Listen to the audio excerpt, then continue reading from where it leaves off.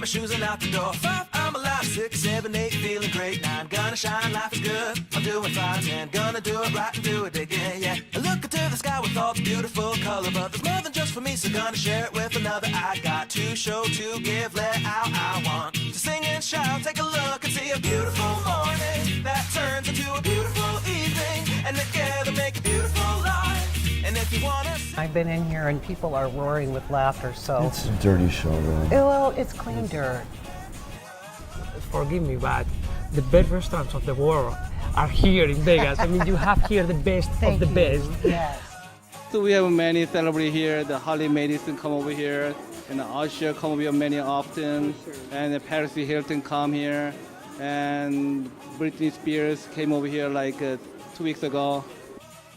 Boy, I'm dating myself, but it's okay. Nobody else will. Oh. That's so Vegas.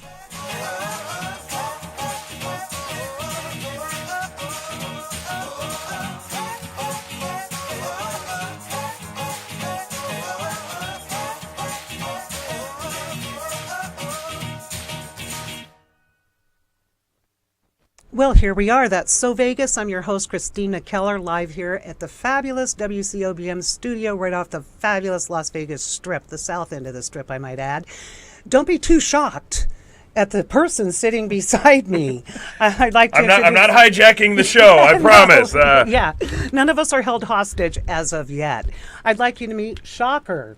Welcome to the show. Thank you. It's so nice to have you here. You're one of the many fabulous and mostly a lot from Las Vegas magicians who are on the CW's Masters of Illusion. Masters of Illusion. Third season this year, which was kind of a continuation off of World's Greatest Magic, too. Okay. If you remember those, say, Gabe Blackstone produced those. Yeah. 35 of the top magicians in the world and 3 horrible ones. But we won't talk about them. We won't bring them up right now. You know, I like that you said that because now for sure a lot of viewers are going to watch. They will. They're gonna be, I mean, who's the guy who's going to suck? And you can pick out a 3. That must be a magic number. So it's showing every Friday, and that's at, is it 7 or 8 p.m. Pacific? 8 p.m. Hold on. Our time.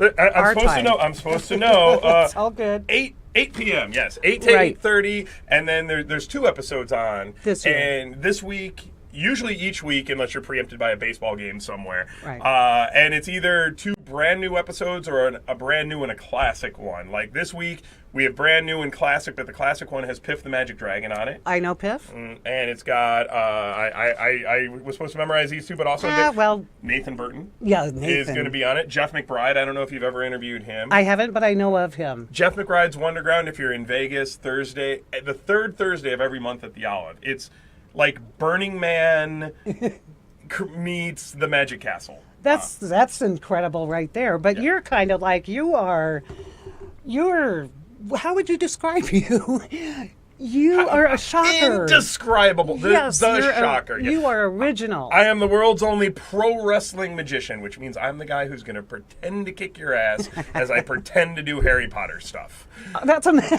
We're having all these juxtapositions here. I love it. The world is full of magic. Aren't you as proud as I am that, when you read intros, and even if you go to the Masters of Illusion site, they say, and when they talk about magicians, they do mention Las Vegas because there's so many magicians here.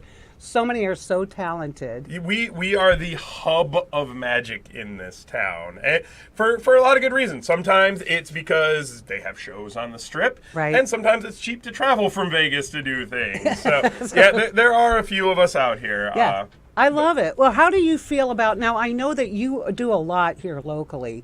Do you want to talk about that just for a second? But I wanted to compare because you do a lot of stage things here, like the Sapphire Club. Sapphire Comedy Hour, Saturdays at 8 o'clock at the Sapphire Gentlemen's Club, which it's in a gentleman's club, so take that with whatever grain of salt. But it's a great comedy. They have guys who've been on, have had their own Comedy Central specials. Right. They got guys who've been on America's Got Talent. They've got me. Yes, they do. Yeah. They've got Lefty. Yeah. Oh, he's very, very funny guy. Yeah. They had, I kid you not, and some of you will remember this, some of you won't. They had the head writer of the Benny Hill Show. Yes. Doing comedy at Sapphire. I believe I met him, a portly gentleman. Yes. What's his name? I have sorry. no idea. Oh, I can't remember. I don't remember. It will come back to me. We're friends on Facebook. People ask me, and it's like, how was he? How was he? And it's like, well, it's kind of like the Benny Hill show.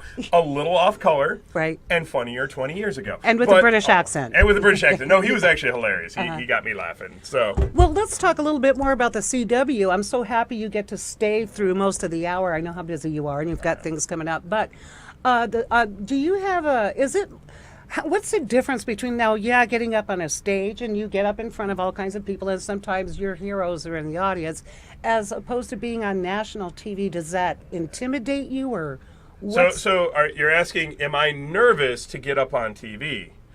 Yes. The question should be, TV's a little nervous to have me. I'm a little curious how they're going to edit some of the things, too. Sometimes I can't control everything that comes out of my mouth. Fortunately, they have censors who do that for me. You're right, but I don't. So No, I getting on TV, it's always nervous each time, because even though you did the live show, I know how I did it. And that's the thing about Masters of Illusion and the other shows that are on there, like Penn and Teller's Fool Us, is they do live audiences. What you see on TV is essentially what the audience saw live, too. It's not a lot of camera editing. I won't mention magicians who might use camera editing in their TV shows. Okie doke. Yeah, we'll just leave those alone for now. But what you see live is essentially what you see.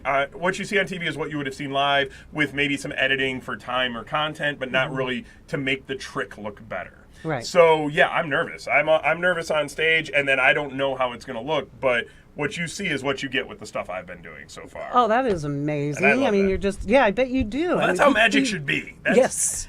Magic is a live art form. And I like video editing stuff, but magic is a live art form, and it should look like what you would see at home on TV is what you should be seeing live. Now, see, me, for instance, here in the studio with you, I'm really comfortable, but I think if you put me on a stage, which you do all the time, I know that I would totally freeze up and probably collapse into a puddle. But it's just different. I can't imagine. But you're always looking at a sea of faces. Now, this year, too, on the Masters of Illusion, you have such a variety of magic. Oh, yeah. There's so many. And this year especially, because they brought in a lot of new faces this year. Yes, different talents. Oh, a good mix of everything. You got comedy, you got mind reading, you got illusions, you got levitations. I believe only 3 injuries and 2 deaths. I could be wrong. I'm not 100% sure, but I think that's about the. Nobody can bring them back to life or mend them? I mean, that's where's a the real whole magic? different category of magic. I see. Nobody's figured that out on our side of the door yet. And what is your particular brand? I mean, you are branded. I mean, just look at you. But what are you? You're more of a comedy shock. Yeah, I am.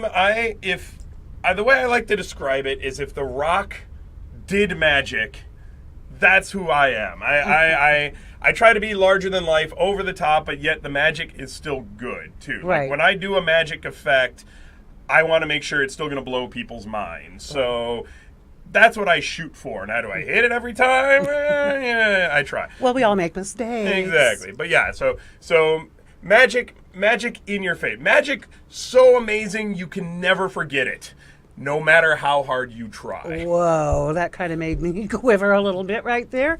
That is, so you're also a wrestler. I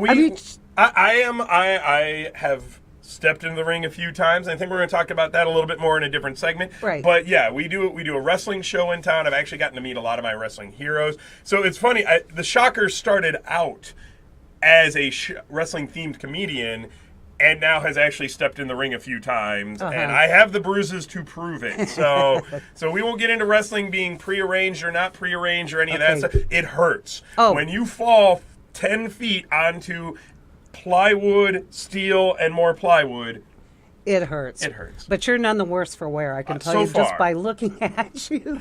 So far, anyway. I know I've gotten beat up. I haven't done a lot of beating up yet. I do more hosting now when I do the wrestling thing. But I'll still step in from time to time. Okay, I'm going to give a real quick shout out to my sponsor who keeps my show running. Absolutely. We all have to have our sponsors. And we will be back with the Shocker. We have a lot to talk about. We're going to talk about some of the things you do in Vegas. I'm sponsored by the Red Roof Inn on Paradise across from the Hard Rock Hotel. Do not go away. Come right back.